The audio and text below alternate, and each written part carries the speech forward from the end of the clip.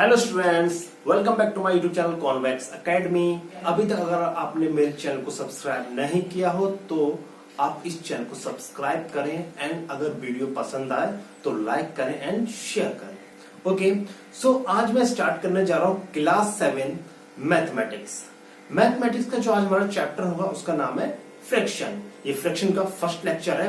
इसमें फ्रैक्शन को हम डिटेल में डिस्कस करेंगे कि फ्रैक्शन होता क्या है, ठीक है, किस तरह से हम फ्रैक्शन को पहचान सकते हैं और फ्रैक्शन को सॉल्व कर सकते हैं। मैं अब बात करता हूं कि मैं किस बुक से या किस एडिशन से फ्रैक्शन को डिस्कस करने जा रहा हूं। फर्क नहीं पड़ता कि हम किस एडिशन को फॉलो करते हैं। ओके, पहले आप फ्रैक्शन के मेथड को समझिए कि फ्रैक्शन होता क्या और किस तरीके से हम उसकी प्रॉब्लम्स को सॉर्ट आउट करते हैं। ओके, सो स्टार्ट करते हैं आज का लेक्चर और जिसका नाम है फ्रैक्शन। अब मैं आपको एग्जाम्पल के बेस पर फ्रैक्शन के बारे में कुछ पॉइंट्स बताऊंगा। मेरे पास में एक पिज्जा है, ठीक है, उसको मैंने 6 पार्ट्स में डिवाइड किया हुआ है। कितने? 6 पार्ट्स में।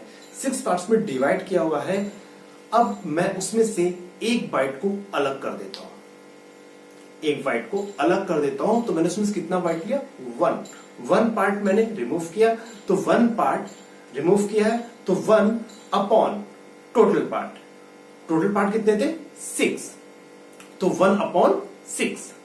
अब मैं उसमें से अगर जो 6 पार्ट मैंने किए थे पिज्जा के, उसमें से अगर 2 रिमूव करता हूं तो वो आएगा 2 अपॉन 6, क्योंकि मैंने 2 रिमूव किए। अब इसका मीनिंग क्या है? ये जिस फॉर्म में हम उसे लिख रहे हैं 1 अपॉन 6 एंड 2 अपॉन 6 में, इसी को हम बोलते हैं फ्रैक्शन। ओके, सो बात करें such type of numbers are called fraction. इसी को हम क्या बोलते हैं? फ्रैक्शन, जो न्यूमरेटर अपॉन डिनोमिनेटर में लिखे जाते हैं। अब बात करें fraction express a part of whole. जो एक्सप्रेस करता है पार्ट ऑफ होल, मतलब पूरे को एक्सप्रेस करता है, उसके पार्ट को एक्सप्रेस करता है। फ्रैक्शन जिस फॉर्म में हम उससे रिप्रेजेंट करते हैं, ठीक है। जैसे आपको ये इमेज दिखाई दे रही है, इस इमेज में आप देखो एक होल पार्ट है, उसके 6 मैंने पार्ट्स किए हुए हैं और उसमें से 1 रिमूव किया तो हो गया 1 अपॉन 6। 1 उसका पार्ट हो गया और जो 6 मैंने किया वो क्या है? होल पिज्जा के पार्ट्स किए हुए हैं, ठीक है। तो 1 अपॉन 6 इट्स अ फ्रैक्शन।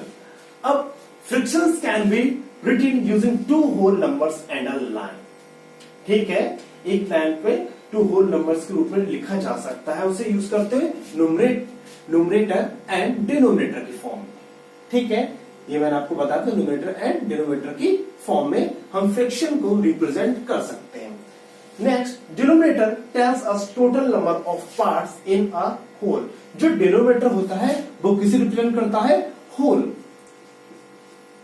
जो उसका होल पार्ट होता है उसे करता है रिप्रेजेंट, ठीक है, total numbers of parts in a whole. और अगर एग्जांपल मैं आपको बताऊं, ये मेरे पास में एक सर्किल है, इस सर्किल को मैंने 4 पार्ट्स में डिवाइड किया।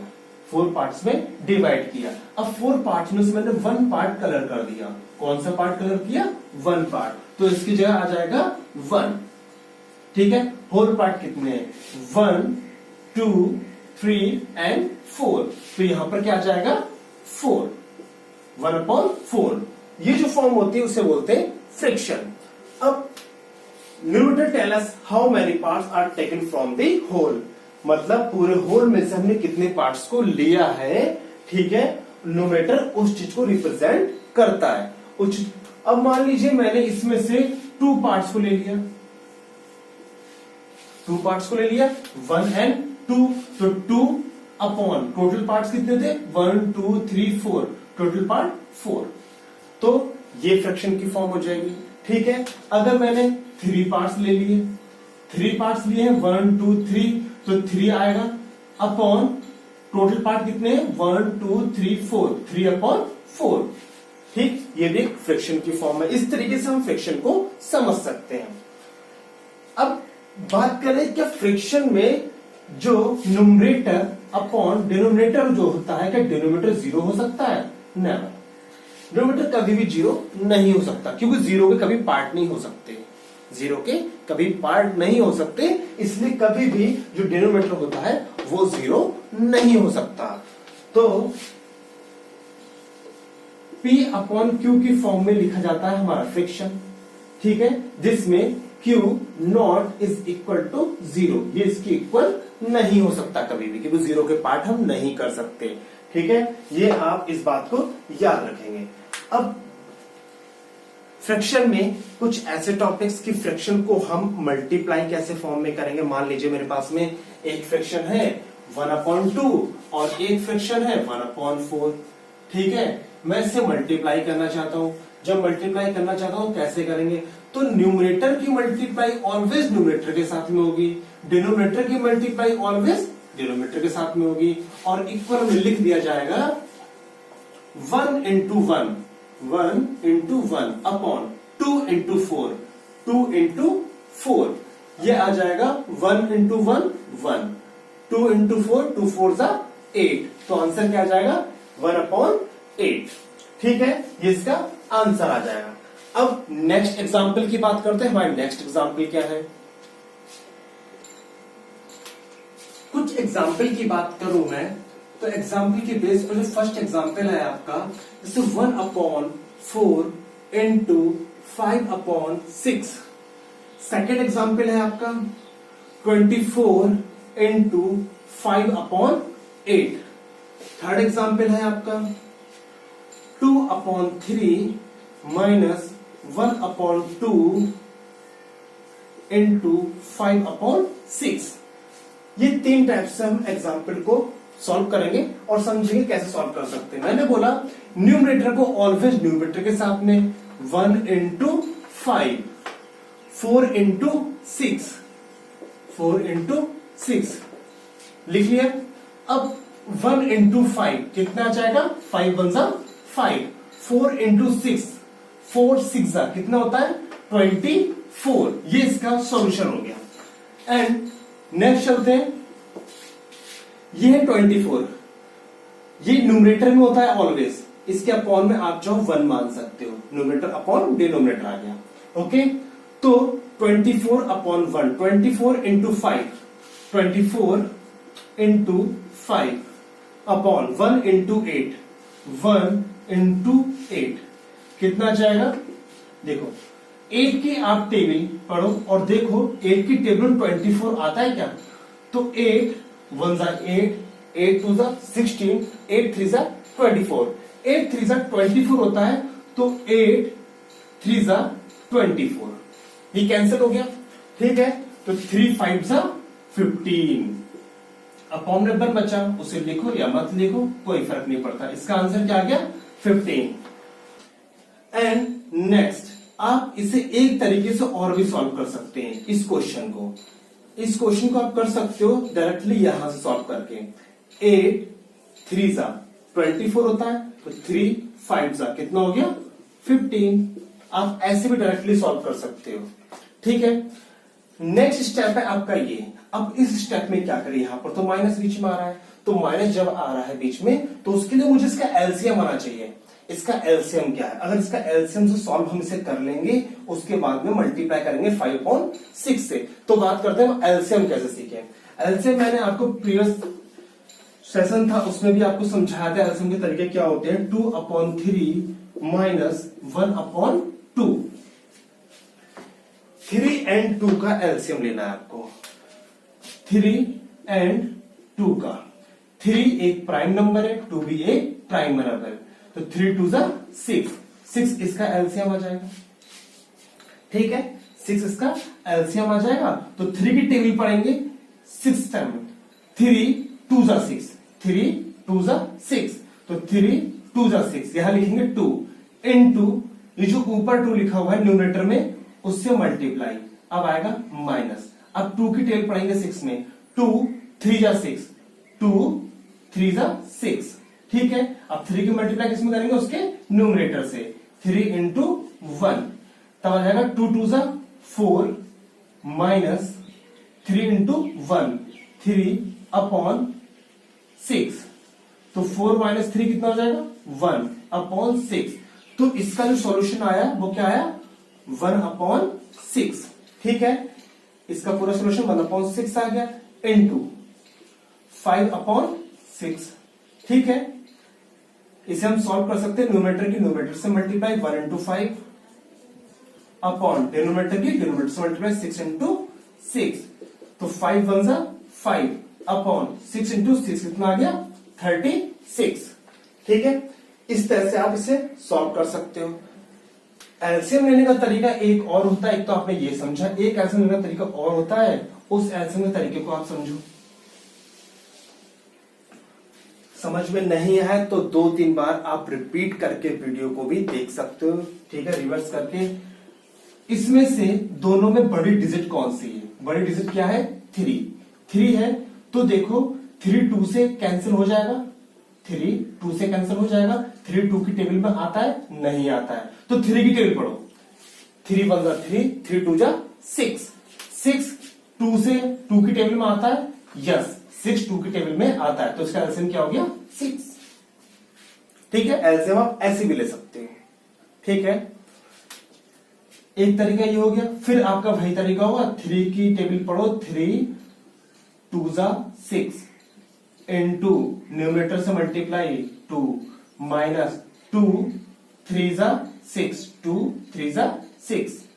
ठीक है, इंटू न्यूमरेटर से मल्टीप्लाई 1, 2 2 जा 4, 3 1 जा 3 upon 6, 4 minus 3 1 upon 6, 1 upon 6।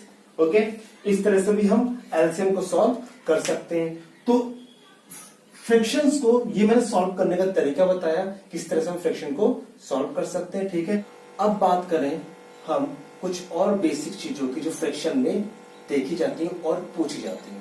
Okay, हम उस पर डिस्कस करते हैं। जैसे आपका फर्स्ट है प्रॉपर फ्रैक्शन। प्रॉपर फ्रैक्शन किसे बोलते हैं? Numerator is less than denominator. जब न्यूमरेटर होता है जो डिनोमिनेटर से छोटा होता है, तब हम उसे बोलते हैं प्रॉपर फ्रैक्शन। अगर एग्जाम्पल की बात करूं मैं, तो आ जाएगा 2 अपॉन 4, 1 अपॉन 6, 3 अपॉन 8, ये सारे इसके एग्जाम्पल है। ठीक है, 2 अपॉन 4, यहां पर 2 4 से छोटा है। ठीक है, 1 अपॉन 6 1 6 से छोटा है, 3 अपॉन 8 3 8 से छोटा है। तो न्यूमरेटर अगर छोटा डिनोमिनेटर से उसे बोलते हैं प्रॉपर फ्रैक्शन। नेक्स्ट है आपका न्यूमरेटर इज, ठीक है, numerator is greater than denominator. अगर न्यूमरेटर ग्रेटर है डिनोमिनेटर से, लाइक अगर एग्जांपल देखें, न्यूमरेटर ग्रेटर है किससे? डिनोमिनेटर से। सेकंड 9 अपॉन 2, थर्ड 10 अपॉन 6, तो यहां पर डिनोमिनेटर क्या है? वो ग्रेटर है डिनोमिनेटर से। तो इस टाइप के जो फ्रैक्शन होते हैं उन्हें बोलते हैं improper fraction.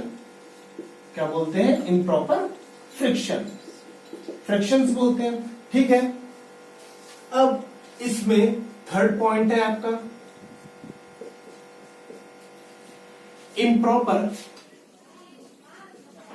Improper fraction can be converted into a mixed fraction. जो इम्प्रॉपर फ्रैक्शन होता है मिक्स्ड फ्रैक्शन में कन्वर्ट किया जा सकता है। लाइक 2 3 अपॉन 4, इसे हम सॉल्व अगर करेंगे, 4 2 जा 8, 8 एंड 3 कितना हो जाएगा? इसे सॉल्व करने का तरीका क्या होता है? 4 की 2 से मल्टीप्लाई, 4 इंटू 2 प्लस 3 न्यूमरेटर्स में ऐड होगा अपॉन डिनोमिनेटर में क्या है? 4, तो 4 2 जा 8, 8 प्लस 3 कितना हो गया? 11, 11 अपॉन 4। ये जो आपका है ये क्या है? मिक्स्ड फ्रैक्शन को सॉल्यूशन। ठीक है, मिक्स्ड फ्रैक्शन को इस तरीके से सॉल्व कर सकते हैं। एंड नेक्स्ट है आपका like fraction. Like fractions and unlike fractions. ठीक है, लाइक फ्रैक्शंस वो होती हैं जिसके डिनोमिनेटर सेम हो। जैसे अगर बात करें एग्जाम्पल की, 2 अपॉन 5, 3 अपॉन 5, 6 अपॉन 5, 8 अपॉन 5, इनके डिनोमिनेटर सेम है। जहां पर डिनोमिनेटर सेम हो, डिनोमिनेटर सेम, उन्हें बोलते हैं like fractions. And unlike fractions होते हैं जिनके डिनोमिनेटर डिफरेंट हो। लाइक 2 अपॉन 5, 3/7, 2/8, 6/9, यहां पर डिनोमिनेटर क्या है, डिफरेंट है। तो अनलाइक का होता है जिसके डिनोमिनेटर डिफरेंट हो,